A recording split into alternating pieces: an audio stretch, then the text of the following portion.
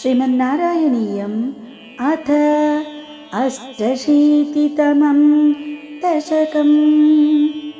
सन्तानगोपालम्।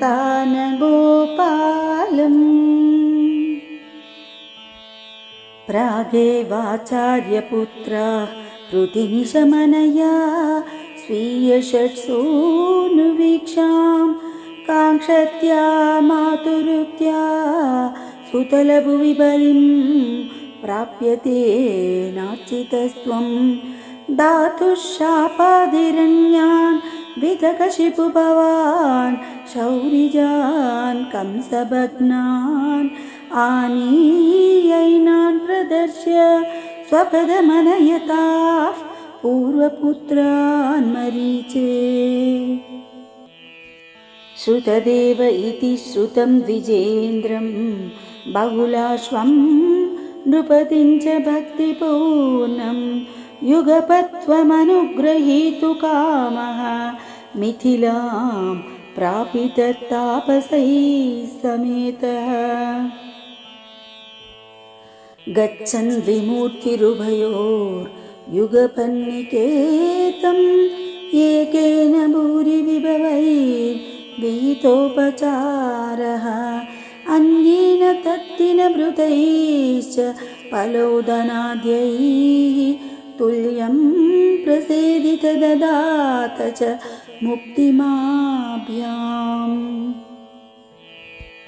भूयो तद्वारवत्यां द्विजतनयमृतिं तत्फलापानपि त्वं को वा दैवं निरुन्ध्यादिति किल कथयन् विश्ववोढाप्यसोढा जिष्णोर्गर्वं विनेतुं त्वयि मनुजधिया कुण्ठितां चास्य बुद्धिं तत्त्वारूढां विधातुं परमतमपद प्रेक्षणे नीति मन्ये। नष्टा अष्टास्य पुत्राः पुनरपि तव तूपेक्षया कष्टवादः स्पष्टो जातो जनानाम् अथ तदवसरे द्वारकामापपार्थः मैत्रा तत्रोषितोऽसौ नवमसुतमृतौ विप्रवर्य प्ररोदं श्रुत्वा चक्रे प्रतिज्ञा मनुपहृतसुतसन्निवेक्ष्ये कृशानुम्। मानीसत्त्वामपृष्ट्वा द्विजनिलयगतो बाणजालैर्महास्त्रैः रुन्धानसूतिगेहं पुनरपि सहसा दृष्टनष्टे कुमारे यां यां मैन्द्रीं तथान्या सुरवरनगरीर्विद्यया सात्यसत्यो मोघोद्योगः पतिष्यन् हुतभुजि भवता सस्मितं वारितोऽभूत्। सार्थं तेन प्रतीचीं दिशमति च विना स्यन्दनेनाभियातो लोकालोकं व्यतीतस्तिमिरभयमतो चक्रधाम्ना निरुन्धन् चक्रांशुक्लिष्टदृष्टिं स्थितमत विजयं पश्येति वारां पारे त्वं पाददर्श किमपि हि तमसां दूरदूरं पदन्ते। तत्रासीनं भुजङ्गाधिप शयनतले दिव्यभूषायुधाद्यैः आवीतं पीतचेलं प्रतिनवजलद श्यामलं श्रीमदङ्गं मूर्तिनामीशितारं परमिह त्रिषूणाम् एकमर्थं श्रुतीनां त्वामेव त्वं परात्मन् प्रियसखसहितो नेमित क्षेमरूपं श्रीकृष्णशरणं मम।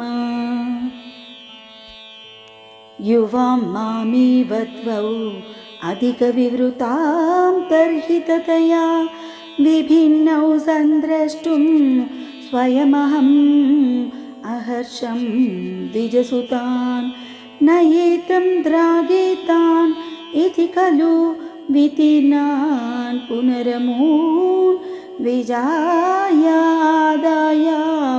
प्रणुतमहिमा पाण्डुजनुषा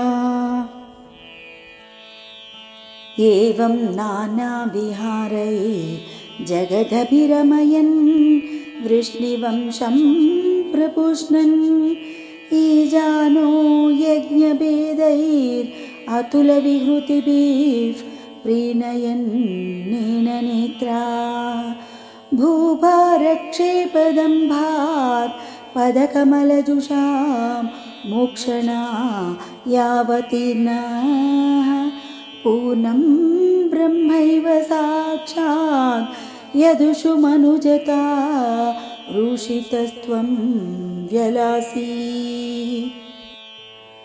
प्रायेण द्वारवत्याम् आवृतदयितदा नारदस्त्वत्र सार्द्रः तस्माल्लेभे कदाचित् खलु सुकृतनिधिः त्वत्पिता तत्त्वबोधं भक्तानामग्रयायी स च खलु मतिमान् उद्धवस्त्वत्त्वयेव प्राप्तो विज्ञानसारं स किल जनहिताय आधुनास्ते बदर्याम् सोऽयं कृष्णावतारो जयति तव विभो यत्र सौहार्दभीति स्नेहद्वेषानुराग प्रभृतिभिरतुलैः आश्रमैर्योगभेदैः आर्तिं तीर्त्वा समस्ताम् अमृतपदमगुः सर्वतः सर्वलोकाः सत्वं विश्वार्तिशान्त्यैः पवनपुरपते भक्तिपूर्वै च भूयाः श्रीकृष्ण शरणं मम सर्वत्र गोविन्द नाम संकीर्तनं गोविन्द गोविन्द।